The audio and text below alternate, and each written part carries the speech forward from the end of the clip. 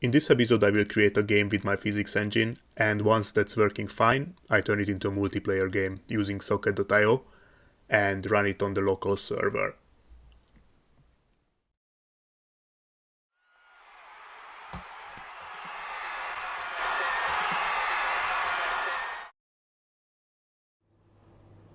The players can now connect to the server, disconnect from it, and the movements are synchronized between the different clients.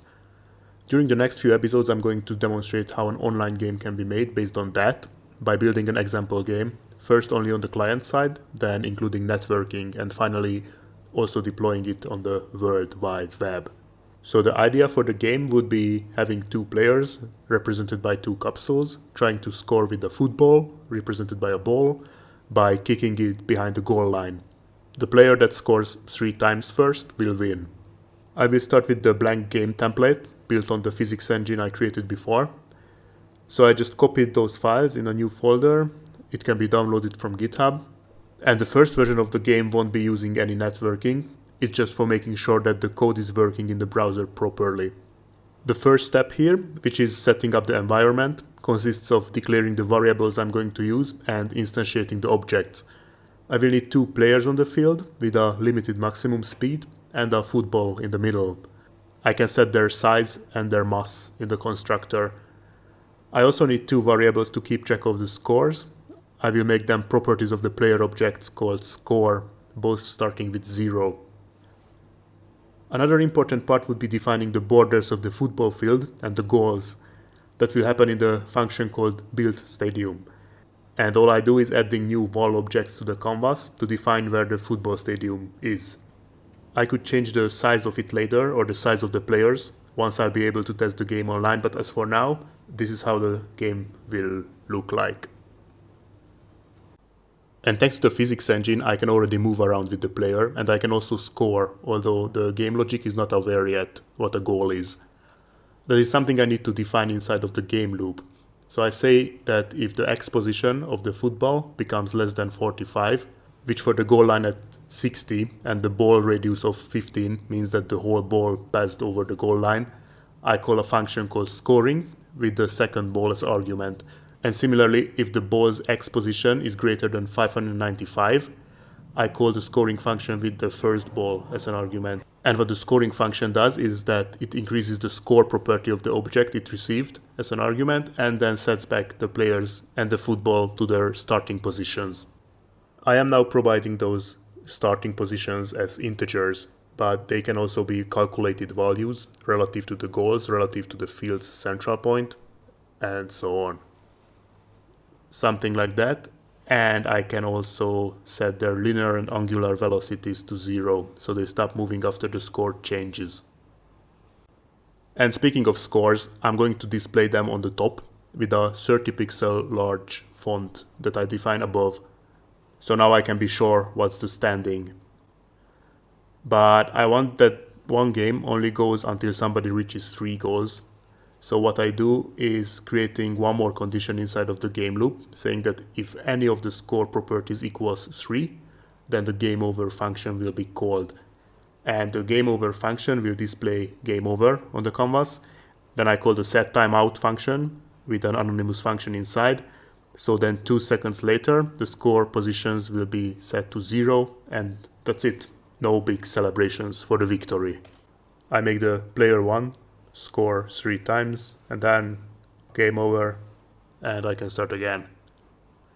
Yeah, and that would be the game I want the multiplayer version to be based on.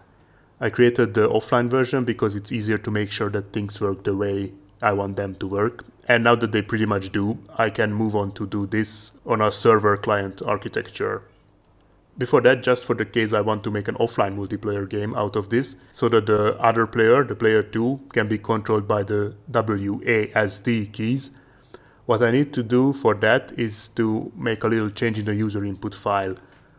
I call this function user input 1, copy and paste it below, call the second one user input 2, and I change the key codes to the ones that belong to the WASD keys, which are 87, 65, 83, and 68. And now this can be played by 2 players on the same browser. I can change many little details, the object's masses, elasticities, the frictions, their velocities, but all that can happen later. The goal for now is to make the game playable online. So I leave now this code as it is, and I go back to the previous code, the one with the server included. I left it at the end of the last episode with capsules being able to connect, move, and disconnect. And I'm going to modify this so that the two players can play as two clients. I will start by setting up the environment. I need to do it on the server for calculating the positions and on the client for displaying the objects on the browser. And those two must be identical. I start with the easiest part, which is building the stadium. I call that function in both of the files and copy the function definition below and delete the walls around functions from both sides. Then if I go to the canvas, I can see that the stadium is standing there. So far so good. And then next, I want to place the two players in the stadium to their starting positions. This time I don't use random values because those positions are set now. Player 1 goes to the left side, player 2 goes to the right side. But when the client is connecting, it doesn't know if it's player 1 or player 2 because that depends if there is already a client connected to the server or not. And that is something that only the server knows. So when the connection happens, instead of the client emitting its starting point to the server, which I can delete, the server will send the starting positions of the freshly connected client. That means I won't need all these lines on the client side. I only leave the self ID here. And also on the server side, the new player event doesn't exist anymore, so it will happen directly inside of the connected function. The server calculates the number of the connected clients by checking the length of the player pos dictionary. If that is 0, then the new client will be player 1, and if it's 1, then the new client will be player 2. And if it's more than 1, then it will say that it's too many clients and the function will return false. Now what I mean by this creating player is that first of all I create a new capsule object in the server walls dictionary with the initial values I used in the offline version of the game. Then I set the maximum speed to 4 and the score property to 0. And I put the starting X and Y properties in the player pos dictionary, and that will be the one I'm going to emit to the client. Now the name of this update players event could be confusing. I better rename it to update connections, twice on the server and then once on the client. Then inside of the iteration through the dictionary that arrived from the server, I delete the part of the condition that makes it ignore the client itself, because this time the player has to be instantiated here as well. I set the max speed to 4, although it's not necessary on the client side because there is no physics here. It's enough if the server knows that, but also it won't hurt to include it here, so I do. And here, if the player has just been created, I attach the event listener to it. And now if I open one window, one capsule is there, then I open another window, then the second capsule is there, and then if I open a third one, there is nothing there, but I can see the message on the terminal that this is because there are too many players already connected. The next thing I will need is a football to play with. The football will be instantiated together with the second player, so if a second player connects and the number of the connected players so far is 1, then I instantiate a ball object called football. And after emitting the player's position to all the clients, I do the same with the football positions as well, in an event called update football. And for the players to be able to play with the football without any specific rules like scoring, I don't need to do anything else thanks to the physics engine included on the server side. I will simply keep emitting the positions in the server loop, just like I do with the players. And again, the role of the client will be listening to that event and providing those positions to the football object on the client side. So I declare the football variable on the top, and on the update football event, if the football hasn't been created yet, that's what I will do. Otherwise, I pass the X and Y positions from the server to the football's X and Y position variables.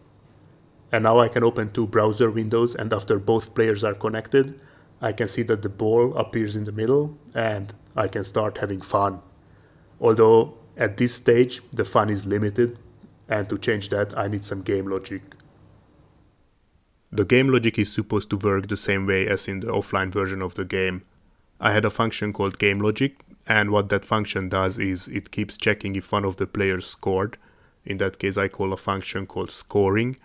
And it's also checking if any of the players' scores has reached 3. In that case, I call the game over function. And at the end of the game logic function, I display the scores of the 2 players on the canvas. And that's basically all I need, except that the client-server architecture will make it a little more tricky. I start on the server side. I have the server loop function there that gets called 60 times per second. What it does now is it handles the user input and the physics, and after that it puts the players' positions in the player pose dictionary, the football's position in the football pose variable, and emits those two to the clients.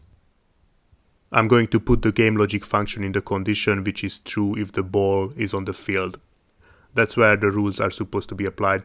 In the offline version I didn't need to call it directly because it's declared in the main loop function inside of the physics engine, but since the main loop also calls the rendering function that I cannot use on the server side, I need to call the user interaction, the physics loop and the game logic functions separately. And I defined the game logic function below the server loop. I just copy the content from the offline version because the function will have a similar role as there, but then I will need to make a lot of changes. First I delete the fill text methods. Those belong to the canvas and are useless on the server side. So now in the game logic I have the condition for scoring and the condition for game over. Then the next problem is that there are no player 1 and player 2 on the server side.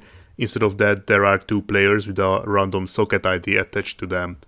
If I want the player created first be the first player and the other one the second player, I will need to add a new property to the server balls objects, which I will call no for number. And its value for the first player will be 1, for the second player it will be 2. And I also rewrite the goal properties to score properties. And I will call the scoring function without the player as an argument, so I can merge these 2 conditions about the football position and call the scoring function whenever any of those 2 happens. Then I create the scoring function and separate those 2 cases there. I create a scorer ID variable that will keep the socket ID of the player whose score property just increased. The way I choose which player scored happens by iterating through the server balls and checking if the no property is 1 or 2, and the scorer ID will get its value based on that. So finding the value of the scorer ID, that's the first purpose of the scoring function. And the second purpose will be putting the players and the football back to their starting positions and setting their linear and angular velocities to 0, as well as the angle, just like in the offline version, for which I'm going to use iteration again. And at the very end of the scoring function, I'm going to emit the scorer ID to the client through the update score event, so that the client will know that there is a change in the standings. That's how the scoring will look like on the server side. I will display a short message whenever a player scores, so that I can test if this part is working. So I'm going to start the server, open 2 browser windows, then I will need to wait a little bit and try to score. And once that's done, I can go and check the console, and then I can score again, and then check the console again, and so on. It looks like the scoring function is working properly. After the scoring is done, I can implement the second part of the game logic on the server side, which is the game over function. It will work like in the offline version as well. The score gets 0 and the players cannot move for 2 seconds, and then the new game begins. Since I cannot use the player 1 and player 2 variables, I will need to iterate through the server balls again to see if any of their score properties had reached the value of 3. So this is the condition that needs to be true in order to announce a winner. Instead of that console log command, I call the game over function and define it below. What I need to do in this case is putting the game in starting position. I already have that in the scoring function, so instead of copying it, I make a new function out of it called game setup and call it in both the scoring and the game over functions. And I copy the set timeout function from the offline version as well, which also includes setting the scores to 0. But setting the scores to 0 will work through iteration here. And now the game should work fine on the server side. The question is, how can I connect it with the client to have the same experience as in the offline version? Or in other words, what data do I need to emit and when? First of all, I want the client to be aware of the standings so that it can display it on the canvas. I already have the update score event in the scoring function, which emits the ID of the scorer player, and I can go to the client and make it listen to the update score event. I iterate through the client balls dictionary, and if the ID coming from the server equals the ID of the ball with the no property set to 1, then the first player's score increases by 1, otherwise it will be the second player's score. Now on the client side, the client balls don't have score or number properties yet. As for the score, I just set it to 0 whenever a new player joins, but the info, if the player is player 1 or 2, will come from the server at the moment the player object is instantiated. So in the update connection event on the server side, where I give the starting x and y coordinates to the new player, I attach a no variable after the x and the y. And back in the client, I can set the value of this number property based on the number property arriving from the server. And in the physics engine, there is a function called user interface that I created to be able to display any text or data on the canvas or anything that's not a body object. It's called user interface, and it's constantly being called inside of the render only function. It's empty there in the physics engine, but I can define it here if I want to see the scores on the top of the canvas. So I change the font size, and then the score of the first player goes to the top left. The score of the second player goes to the top right corner. And then I can restart the server, open two windows again, and I see the standings on the top. If I somehow manage to score with one of the players, then I see the score changing there. And one more thing I want to change is that if the game over function is called, I want the scores to be 0 on both sides, on the client side. Right now that's not happening on the client side, because there it keeps increasing after 3.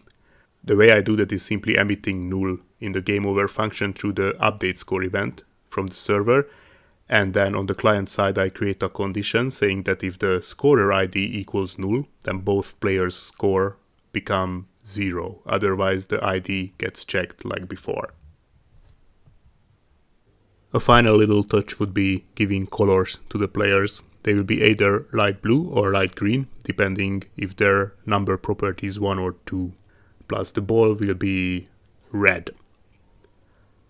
I think the user experience is now high enough to call this a proper game. Of course there are many ways to improve it, but I think it's a good balance now between simplicity and usability. Theoretically I could already deploy this on the web and play with others, but there is one big problem, and that's that at the moment the game as it is now could be only used by 2 people in the same time, by which I mean 2 people in the world and not more, and that's because if the number of the players reaches 2, no one can join anymore. And that's why before deploying the game I'm going to introduce the so-called rooms. After that many games can be played simultaneously by 2 players in each room, and once that part is done I'm going to put this game online and then I can try it out with others. So yeah, in the next episode I will introduce the concept of the rooms.